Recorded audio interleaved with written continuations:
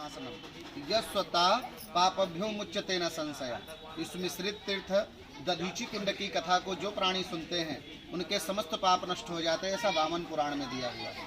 इस नैमिष के तपवनारण्य में महर्षि दधीची इस पृथ्वी पर 16 अलग अलग स्थानों पर तपश्चर्या करते हुए यहाँ तपस्या करने हेतु पधारे। एक समय इंद्र के गुरु बृहस्पति जी इंद्र से असंतुष्ट होकर के चले गए तो दैत्यों ने उन पर विजय प्राप्त कर ली।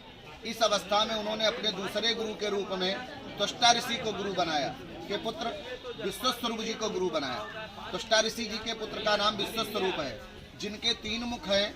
एक मुख से मदिरा, एक मुख से वायु, एक मुख से वेद मंत्र का उच्चारण करते हैं। विश्वस्वरूप जी ने गुरुपद ग्रहण कर लिया तो इंद्र ने पुनः दैत्यों पर विजय प्राप्त कर ली। पर विश्वस्वरूप जी की जो माता है वो दैत्य वंश से हैं। उन्होंने एक वरदान प्रदान कर दिया था कि हे माता, यज्ञ में जब मैं आहुतियां करूंगा तो जो आहुतियां अग्निकुंड के बाहर गिरेंगी वो दैत्य आकर के ले जा सकते हैं। जिससे असंतुष्ट होकर के इंद्र ने अपने गुरु विश्वस्वरूप का ही वध कर डाला, जिसके कारण उसको ब्रह्म हत्या दोष लगा। जिस हत्या को उसने 4 भागों में बांटा, पहला पृथ्वी को दिया जो ऊसर भूमि रहती है, दूसरा नदी को दिया जो झाग निकलता है, तीसरा वृक्ष को दिया जो गोंद देते हैं। पर जब विश्वस्वरूप जी के वध का समाचार उनके पिता त्वष्टा ऋषि के यहाँ पहुंचा तो वो उस समय यज्ञ कुंड में आहुतियां दे रहे थे। पुत्र वध का समाचार जब उनके कानों में गया तो पुत्र मोह बढ़ जाने के कारण उनके द्वारा हवन कुंड के अंदर गलत मंत्र उच्चारण पढ़ा गया। परिणामतः एक वृत्तासुर दैत्य की उत्पत्ति हुई, जिसका भागवत जी के 6ठे स्कंद के 10वें अध्याय में वर्णन आता है। ये वृत्तासुर दैत्य देवताओं से युद्ध करना प्रारंभ कर दिया। युद्ध में देवतागण जीत नहीं सके तो इंद्रादि देवता ब्रह्मा के पास गए और उसकी मृत्यु का उपाय पूछे। तो ब्रह्मा ने कहा, सुनो इंद्र, एक समय मैंने अपने हृदय से 2 पुत्र उत्पन्न किए, जिनका नाम भृगु और अथर्वा हुआ। अथर्व जो अथर्ववेद के प्रणेता है, 4 वेदों में अथर्ववेद भी एक है, जिसके प्रणेता अथर्व ऋषि हैं। अथर्व ऋषि के यहाँ भाद्र मास की शुक्ल पष्ठी अष्टमी को अर्धरात्रि से कुछ पूर्व एक पुत्र की उत्पत्ति हुई। ऋग्वेद के अनुसार उस पुत्र का नाम दधीची है। दधीच के गुरु भगवान आशुतोष शिव हैं और शिव जी की कृपा से उनकी हड्डियों में वज्र की शक्ति समाई हुई है। इंद्रादि देवता महर्षि दधीच के आश्रम पर इनके शरीर का दान लेने आए। इन्होंने कहा, मैं जन कल्याण देवताओं के हित के लिए अवश्य अपनी काया का दान करूंगा, पर राजन मुझे एक वरदान प्राप्त है भगवान विष्णु से कि जब मैं अपने इस प्राण को अपने शरीर से निकालूंगा तो मेरे प्राण को वो हृदय में स्थान देंगे।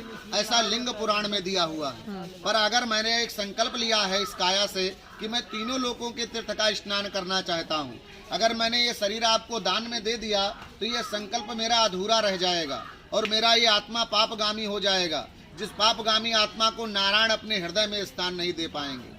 तब इंद्र ने कहा, समुद्रे आदि तीर्थे को स्वर्ग पाताल मेवचा, देवतागण गए आकाश पाताल मृतलोक के समस्त तीर्थों को आमंत्रित करके यहाँ लाए। दधीच ने उनकी 84 कोसी परिक्रमा की। सतयुग में दधीच ने की, त्रेता में उसी परिक्रमा को भगवान राम ने किया, द्वापर में उसी परिक्रमा को यहाँ अज्ञातवास करने आए पांडवों ने किया। कलयुग में आज भी 10 लाख पब्लिक इस 84 कोसी परिक्रमा को करती है। जब दधीच का परिक्रमा पूर्ण हुआ तो देवताओं ने इसी भूमि पर बिठा करके तीनों लोकों के तीर्थ से अभिषेक किया। जब सब जल आपस में मिले तो इस पवित्र कुंड की स्थापना हुई, जिसका नाम मिश्रित हुआ। मिश्रित माने मिला हुआ, मिक्सचर। पर दधीच का अभिषेक हुआ था तो इसका उपनाम दधीची कुंड कहलाया। लिखा हुआ है, श्री मिश्रितम सकल तीर्थम अहम नमामि शारदत्त कोटि सहितम मघनासनम च कायेन वंग मनसतो शमया विभुवा पापानि तारि समयम सहनम प्रसादात। अगर इस काया से भूल चूक से भी कोई पाप हो जाए और इस जल को उठाकर अपने ऊपर छिड़क मात्र लिया जाए तो सारे पाप नष्ट हो जाते हैं। उसके बाद दधीच ने जीवित ही अपने शरीर में दही और नमक लगाकर गऊ से चटाया। जीवित इसलिए चटाया, जब इस शरीर से प्राण निकलता है तो ये पंच तत्व का शरीर लकड़ी के जैसे अकड़ जाता है, इसकी शक्तियां स्वतः नष्ट हो जाती हैं। आज हम आपको ब्लेड लगता है तो पट्टी करते हैं, पेन किलर खाते हैं, पर उन्होंने मानव मात्र कल्याण देवताओं के हित के लिए जीवित ही अपार कष्ट सह करके पूरे शरीर को गऊ से चटा दिया। हड्डियां निकली, वज्र बने, जिनके नाम गांडीव, पिनाक, सारंग और वज्र हुआ। गांडीव अग्नि देवता ने लिया, अर्जुन ने उनसे लेकर के महाभारत की विजय की। अधर्म के ऊपर धर्म की विजय कराने वाली वो दधीच की अस्थियों का गांडीव था। पिनाक शंकर जी को मिला। त्रेता युग में सीता के स्वयंवर में जनकपुर में तोड़ा गया। महारथी जिसे तिलबर नहीं हिला पाए, वो दधीच की अस्थियां नारायण को लक्ष्मी से मिला रही थी। सारंग सबसे बड़ा प्रयोजन है दान होने का। ठाकुर जी खुद कहते हैं, पृथ्वी पर अगर कोई देवता है तो ब्राह्मण। और त्रेता युग में एक ऐसा ब्राह्मण जन्म लेने वाला था जो ब्रह्म को जानने वाला, शिव का अनन्य भक्त, वेदों को पढ़ने वाला, जिसका नाम रावण था। इसलिए ठाकुर जी वध नहीं कर सकते थे, क्योंकि लिखा है पृथ्वी का जो देवता है वो ब्राह्मण ही भूसुर है, पर लोहा लोहे से कटता है। दधीच ब्राह्मण की अस्थियों से सारंग बनाया गया, जिसे राम अवतार में धारण कर अधर्मी रावण का वध किया गया। वज्र इंद्र को मिला, जिसके द्वारा वृत्तासुर दैत्य का संहार हुआ तो पुनः देववास हुआ। जब ऐसी पवित्र आत्मा का प्राण निकला तो भगवान विष्णु अपने वचन अनुसार उस आत्मा के प्राण को हृदय में स्थान दिए। वही विष्णु चरण नीचे में विराजमान है, जो भारत में केवल 3 जगह है। पहला बिहार गया जी में है, दूसरा यहाँ है, तीसरा बद्रीनारायण है। दिया हुआ है सुदेहकम विष्णु कला विश्वश्रियम सुजन्मकम दिनकर कोटि सुप्रभम दधीचकम श्यामल सर्वगात्रकम चतुर्भुजम शंतद्यादि नवमितम।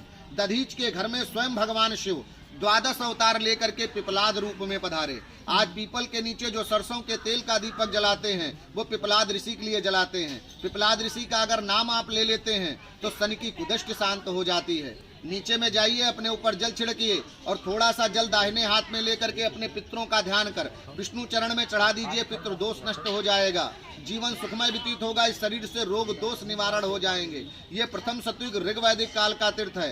कहने का तात्पर्य है, अगर सृष्टि में दधीच का अस्तिदान नहीं होता तो सृष्टि में केवल आसुरीय शक्ति होती। जिस शक्ति के कारण हम तपस्या कर रहे हैं, तीर्थाटन कर रहे हैं, भजन कर रहे हैं, परिवार के साथ आनंदित हो रहे हैं, वो शक्ति में तेज हमारे दधीच नारायण का लगा है। अगर दधीच का अस्तिदान नहीं होता तो आज सृष्टि में केवल आसुरीय शक्ति होती।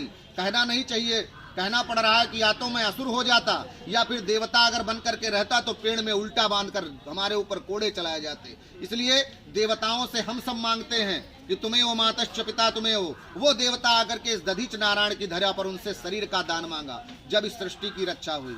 यहाँ ब्राह्मण भोजन का दान होता है आपके पितरों के नाम का। अगर ठाकुर जी ने दिया हो, इच्छा हो तो कीजिएगा, ना इच्छा हो तो मत कीजिएगा। प्रेम से बोले दधीच भगवान की। सबसे पहले ये नैमिष था। माता पार्वती ने भगवान शिव से पूछा, जितनी भी कथाएं आप सुनते हैं ना, अभी भागवत श्रवण कीजिए तो वो भगवान ने माता को सुनाई है, जिसे सुखदेव मुनि ने सुन करके फिर पुनः परीक्षित को सुनाई। तो उन्होंने कहा कि भगवान आपने जो सृष्टि निर्मित की है वनों के बगैर अधूरी है। तो बाबा ने कहा, मैंने बहुत से वन लगाए हैं प्रिय, और उन वनों में केवल 3 वन सृष्टि में श्रेष्ठ हैं। जैसे एक क्लास में 100 बच्चे पढ़ते हैं पर कोई 3 ही फर्स्ट सेकेंड थर्ड आते हैं, उसी तरीके से सबसे पहले जिस वन का नाम लिया वो नैमिष का तपवनारायण।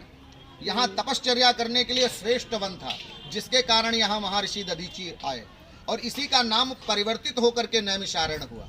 आप रामचरितमानस पढ़िए, उसमें दिया है, तीर्थ वर नैमिष विख्याता अति पुनीत साधक सिद्धिदाता।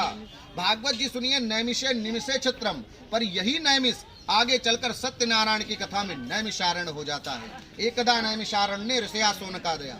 मैं इसका एक एग्जाम्पल बताता हूँ, आप सब इच्छुक हैं तो सुना रहा हूँ, सुनिए। जैसे एक आप बालक को जन्म देते हैं, वो गांव मोहल्ले में आपके माता और पिता के नाम से जाना जाता है, इनका लड़का है, इनका बेटा है। पर जब आप उसको संस्कार देते हैं, उसके पीछे धन लगाते हैं, तपस्या करते हैं, 5 बजे उठ करके उसका टिफिन बनाते हैं, फिर वो शिक्षा ग्रहण करके एक समय किसी जिला का जिला अधिकारी होता, वहाँ माता पिता का नाम नहीं होता, वहाँ उस पद का नाम होता है। तो आज नैमिष को नैमिषारण्य अगर किसी ने बनाया है, उसको तेज दिया है, तो महर्षि दधीची ने तेज दिया है, जो आज ये नैमिष से नैमिषारण्य हुआ। दूसरा जिस वन का नाम लिया भगवान भोलेनाथ ने, वो काम वन, जहाँ भगवान श्री कृष्ण ने रास रचाया, आज उसका नाम परिवर्तित होकर वृंदावन हुआ। तीसरा जिस वन का नाम लिया वो मुक्ति वन, जिसका आज नाम परिवर्तित होकर बद्रीनारायण हुआ। ये सृष्टि का श्रेष्ठ वन है। यहाँ तपस्या करने हेतु आया जाता है, यहाँ से पितरों की मुक्ति होती है। और लिखा है, अन्य क्षेत्रम कृतम पापम तीर्थ क्षेत्रे वनस्पति। अन्य क्षेत्र में किए हुए पापों का विनाश जो है वो तीर्थ में हो जाता है। तीर्थ क्षेत्रम कृतम पापम वज्रलेपी भविष्यति। किसी को कुछ दे या ना दे, पर अपने वचन इतने मधुर बोलिए, किसी दूसरे को तीर्थ में आघात ना हो, ये भी आपको पुण्य प्रदान होगा। यहाँ दधीच ने अस्तिदान दिया है। यहाँ इच्छा हो दान करो। मेरा एक दायित्व है, मैं पुजारी हूँ यहाँ से मुख्य, मेरा एक दायित्व है कि मैं आपको यहाँ का महत्व बता दिया हूँ। ठाकुर जी ने दिया हो तो कीजिएगा, ना दिया हो तो मत कीजिएगा।